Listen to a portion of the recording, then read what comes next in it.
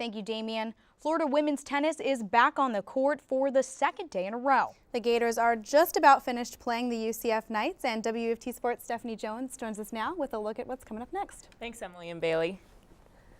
And Florida basketball is on a hot streak and ready to take on South Carolina. Up next, WUFT Sports' Katie Gillen joins us live from the O'Connell Center to preview the matchup tonight.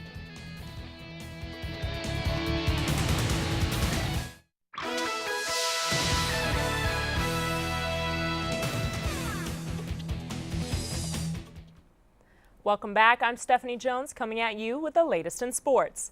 Florida basketball is back at home after playing 2 games on the road. The Gators have been dominant in conference play so far, going undefeated in the SEC. WUFT Sports' Katie Gillen is just up the street at the O'Connell Center. Katie, what can we expect from the Gators tonight? Thanks, Stephanie. A little bit later, the Gators will be back on the court getting ready to take on South Carolina. Things are definitely heating up in the Southeastern Conference, with multiple teams improving the SEC. Florida's on a hot streak right now. They're currently leading the league in rebounding percentage. Not to mention, they've held 10 teams to less than 50 points this season. Back to you, Stephanie. Katie, you need to focus their defensive energy on. They really need to worry about Brian Richardson and Brenton Williams. They're 2 major threats from beyond the arc. They're going to have to rely heavily on Kenny Boynton and Scotty Wilbekin to defend the perimeter and stop that penetration. And how will injuries be affecting the Gators tonight? Casey Prather is still dealing with some pain, so as of right now, he's not going to be playing. Eric Murphy and Will Yegget are also dealing with pain, but they're expected to start tonight. Thanks for joining us, Katie. The Gators tip off against South Carolina at 8 p.m. in the O'Connell Center. Now for some more SEC hoops action. Kentucky traveled to Oxford, Mississippi last night to take on the Rebels. Ole Miss entered the game with a 9-game win streak, and the Tad Smith Coliseum was rocking, but it was Kentucky's night. Kyle Wiltshire led UK with 26 points on 10 of 19 shooting. He was one of 4 Wildcats in double digits. The Rebels were down most of the second half, but they wouldn't go down without a fight. There's Ladarius White with a tray, making it a 1-point game. But Nerlens Noel and the Wildcats were too much to overcome.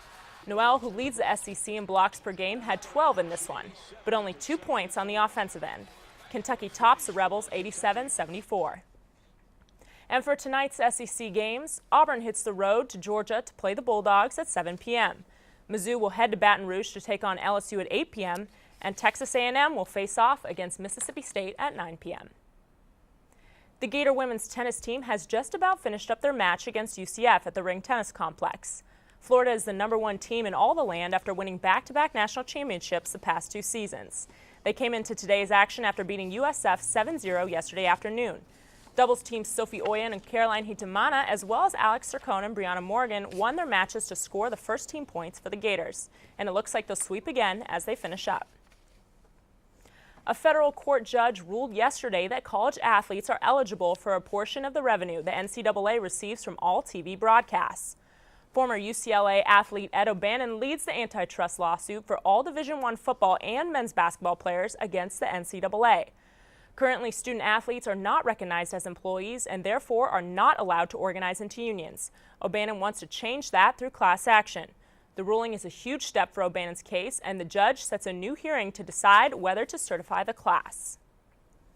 Wow, that's crazy, Stephanie. So what that means, just so that I understand more, is that just by broadcasting a player playing, he may get money for that? Is that what's happening?